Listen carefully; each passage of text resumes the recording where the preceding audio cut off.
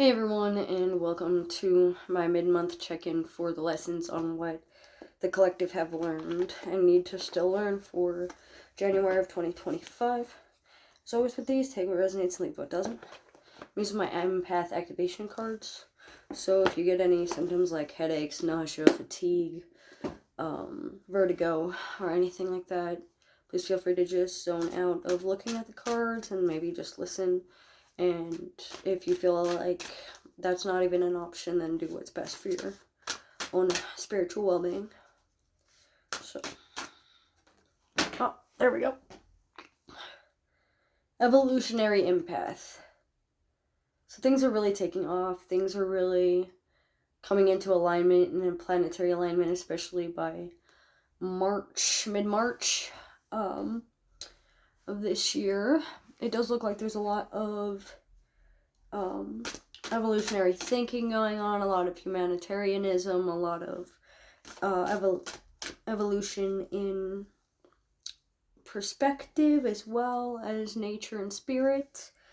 It looks like there's a lot of interplanetary alliance and communication between different dimensions, multidimensional travel, time travel, being able to manifest your desires and use your aggression in a way that helps you act towards responsibility and accountability while being able to gravitate towards reality instead of relying on illusions.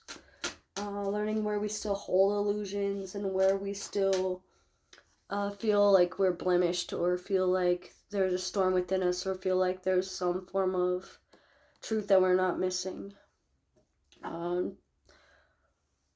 There are many aspects, and finding a multifaceted aspect and a nuanced way of thinking might be beneficial. Working on your biases as well, like perception and empathy and cognitive. It does look like there's a lot of illusions that are breaking and a lot of illusions that are still delegating where we use our energy. So this is a birth of a new era, a new energy. This is the birth of a new generation, basically. There's a lot of balance and creativity flow going, but there's also a lot of destruction within that and chaos. So balancing chaos and order, learning the laws of duality and the laws of polarity and the laws of correspondence.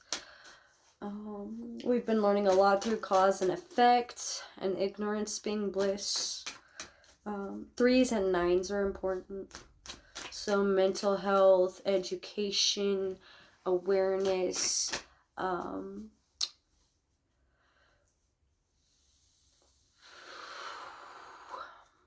associations, peer pressure, societal norms, social justices,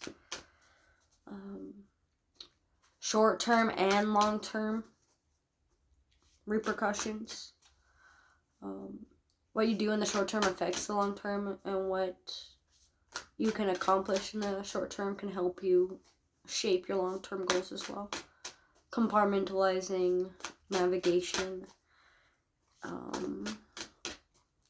ellipticals, circles, and transcending 3D thinking has been very important. And especially with those that are ruled especially by Mars placements like Scorpio or Aries, or even Saturnian placements like Aquarius or Capricorn. Leaning towards those that can help break illusions and delusional thinking while promoting a healthy way to allow you to be destructive in nature and chaotic when you need to be. Even if that's in like the metaphysical terms or the creative flow, creative arts, basically. Evolutionary sciences, aura colors, and energy spheres. learning more guides and your personal sphere of influences, learning through your law of attraction and your law of assumption, where you still hold biases and implications. Lunar initiation.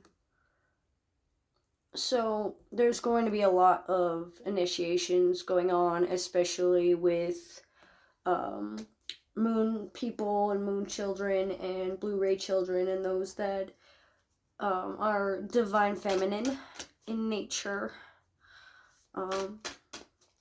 There's a lot of blue auras and blue energies, anywhere from a pretty periwinkle blue down to a deep, deep ocean blue.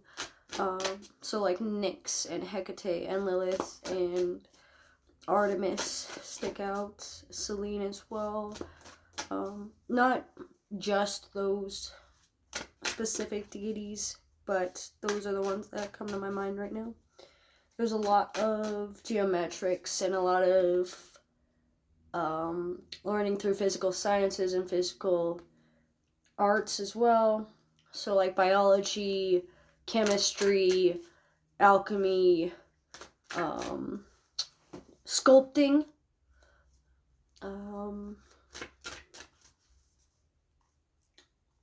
learning to fish instead of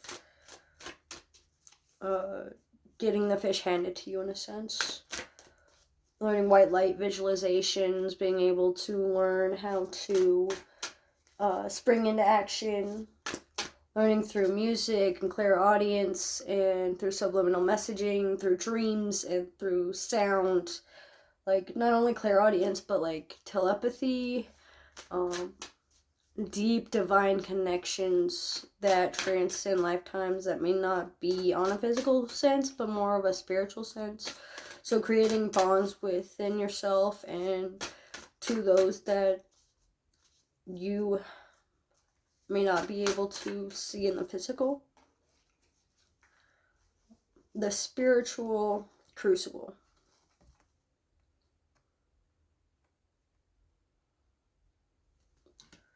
So this is especially true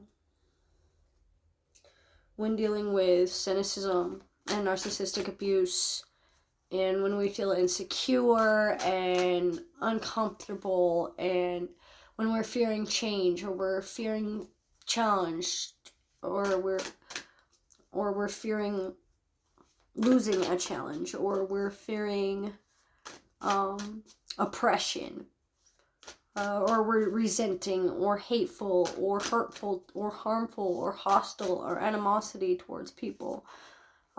It does create a sense of eroding trust at that point. So finding a way to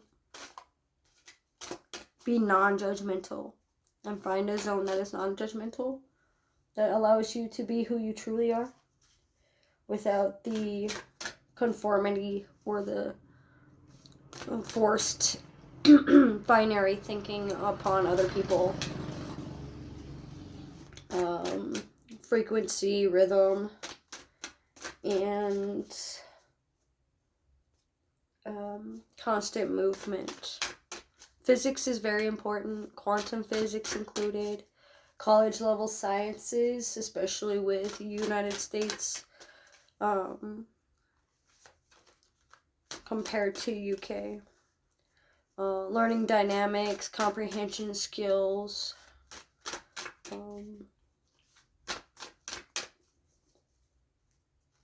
galaxies and star seeds that draw power from the color red or come from a galaxy that's red. Andromedians stick out, as well as fire draconics and even like fire phoenixes in a sense. Red wings like Seraphim stick out, and Lucifer sticks out.